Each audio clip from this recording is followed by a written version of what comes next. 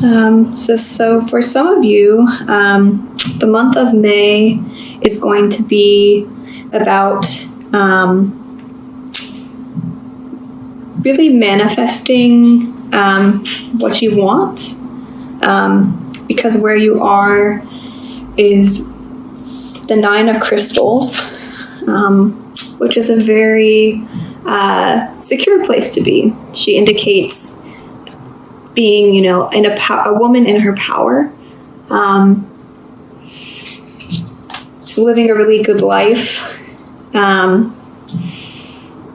Maybe a life of luxury. Perhaps you have most things that you want, but you're not quite at the 10 yet, which is why we have, I think, the 10 of Pentacles as your foundational energy, because this is what you are really working for this month. Whether that is security in your relationship or security, like financial security, it's something you are really building on this month for yourself. And because we have the Knight of Wands in the past, I think that this is indicative of perhaps you really setting down roots this month, or getting clear on,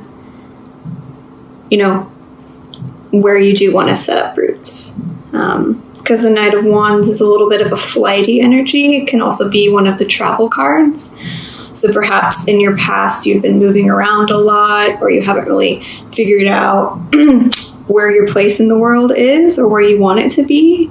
And this month is really thinking about that on a deep intuitive level, and really trying to align those experiences and those amazing travel experiences from your past into how it is going to be integrated into your present, and what you've learned from those experiences, and what you like, what you don't like, because I think that those experiences have played a really huge part in setting you up for a really great foundation for financial or relationship security.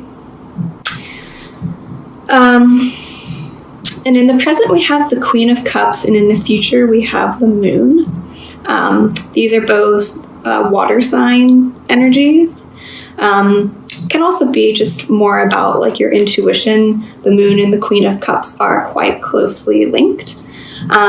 So perhaps there are some really important messages coming through to you this month, either during the new moon or the full moon, because we do have the moon here in the future. There could be some important messages coming through, so pay close attention during those times, during the new moon and the full moon during the month of May, to see if there are any important messages coming through. I'm just going to pull some clarifiers. What does Aquarius need to know about the Queen of Cups in the present?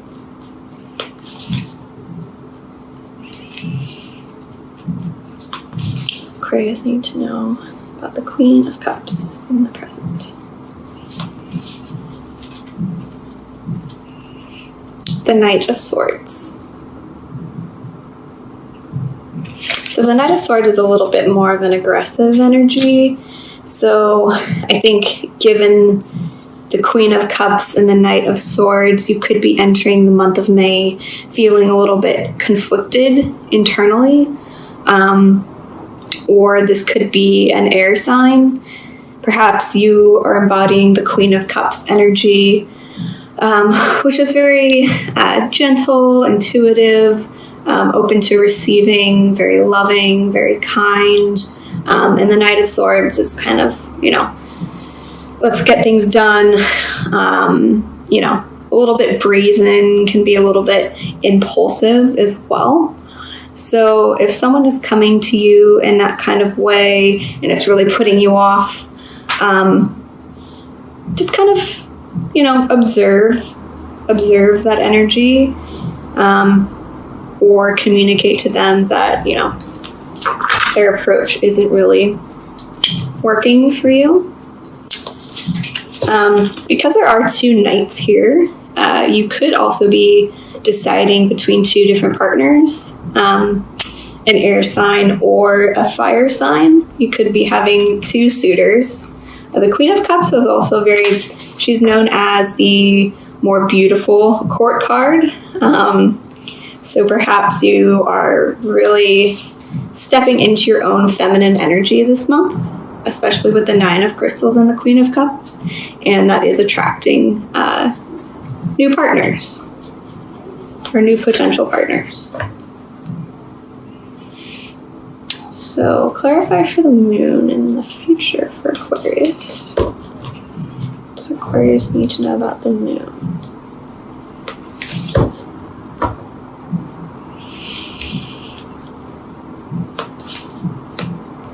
Transformation.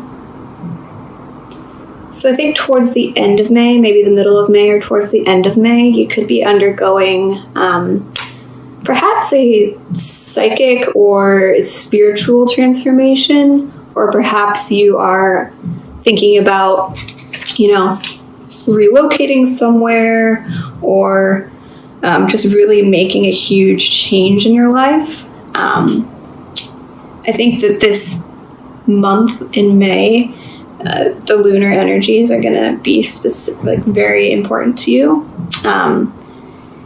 either during the full moon or the new moon, because it's showing that this moon energy is going to be extremely transformative.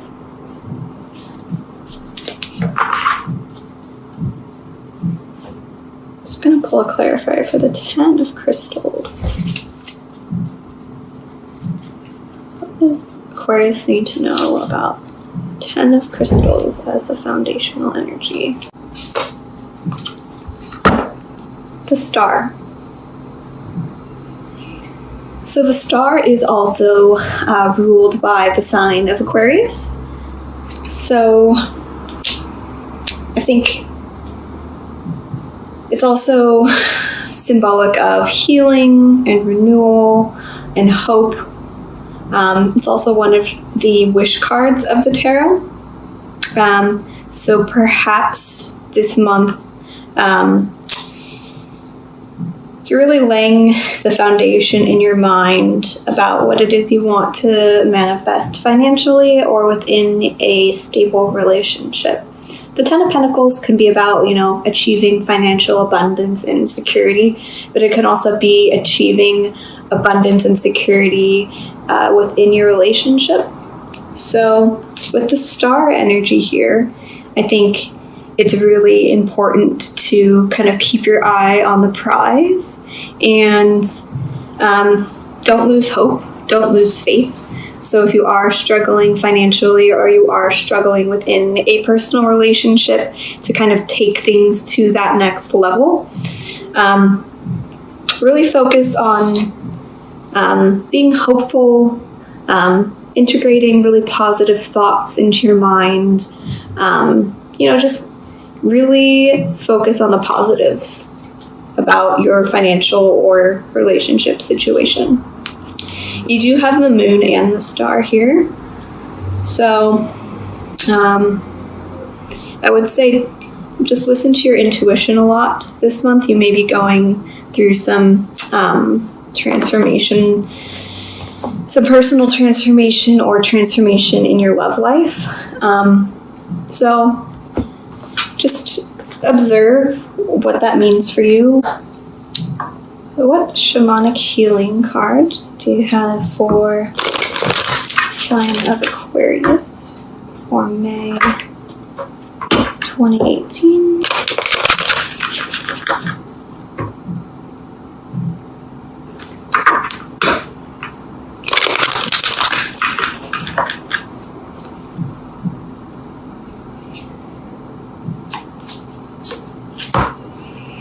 Inner journey.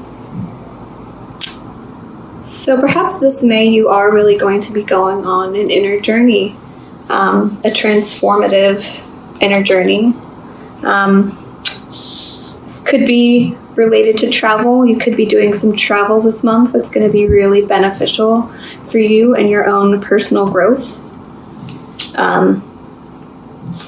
So if there is an opportunity that presents itself to travel, I definitely recommend it. And if you aren't physically traveling, and it's more of an inner journey, an inner travel this month, I invite you to get out a journal and really document and think about and tap into your intuition about what messages are coming up for you. So, inner journey. Not all those who wander are lost. At times we are so consumed with our own personal journey that we project our journey onto another. Every soul arrives on this planet with lessons to learn and a life to live. For as many souls that are out there, there are also that many different journeys. Do not judge another's journey. Always respect where another person is on their path. Meet everyone you come in contact with where they are on their path. Do not insist they come to where you are. By doing this, you will not only expose those around you to your own healing vibration, but you will offer them acceptance without judgment. This is a great gift both to give and receive. So, given that there are 3 court cards here, perhaps there is a lot of energy from others coming at you this month. A lot of people pulling you in many different directions with their own idea of what success and security means for you. But I think you already know what your truth is. And even if you're on, your own very individual path that may not look like another's path, that's okay. As long as you are happy and feeling fulfilled in your life journey, no one can take that away from you. So I'm just going to pull a Rumi Oracle card for the Sun of Aquarius. Number 24.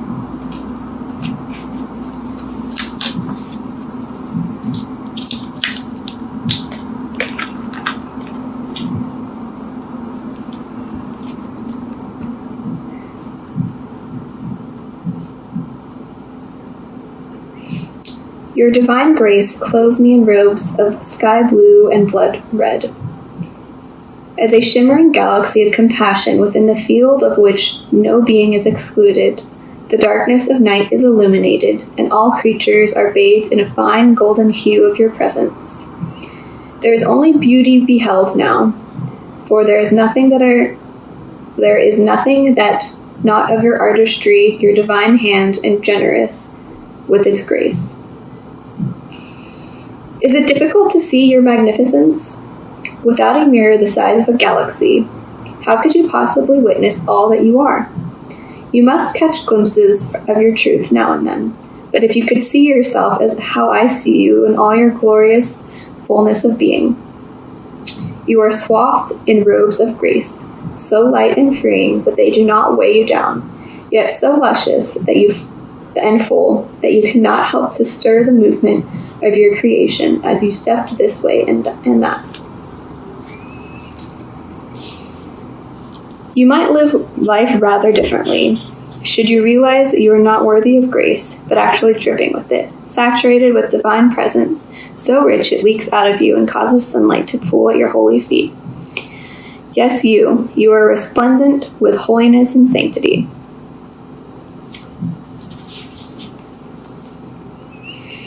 This oracle comes to you with a message. You may be wondering if you can attain this next stage of growth in your life. You are already well equipped to do so. No matter what it might be in this situation, the circumstances, or others involved, even yourself. You have within you your sole possession, more than enough grace to see you through anything if you are bold enough to envision for yourself, or any vision you feel like life has bestowed upon you. So pray through unconditional love to access all that you are, to be supported by those beings that love you without condition. Pray to realize that you are so drenched in sacred grace that the well of your being is full. all that is needed to nurture you onto the next step of your life path is within you. Success is yours, but you must believe in your ability, your readiness, and your capacity to take on this next phase of the journey now.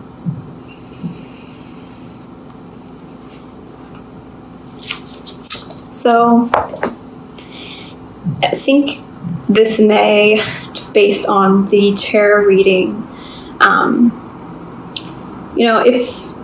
if you're an entrepreneur, if that resonates with you, or you are self-employed, perhaps you're really ready to take the next step in your business, and really manifest and create your vision this month. But right now is a time to, this May, just kind of be focusing a little bit more inward about what it is you want success to look like for you, whether it's in love or whether it's in, self-employment or even in your own job. If you do work for a company or an organization, just take some time this month to really kind of reflect on what success means to you. Can you envision yourself as being successful and fulfilled emotionally as well as materially? And what does that vision look like for you? It doesn't have to look like what society has told you it needs to look like. It doesn't need to look like what your parents told you it needs to look like. But what does that really look like for you personally? What do you value? Do you value freedom? Do you value material security? Do you value being able to travel a lot? Do you value stability? What are the things that will bring you happiness and joy and a feeling of completion?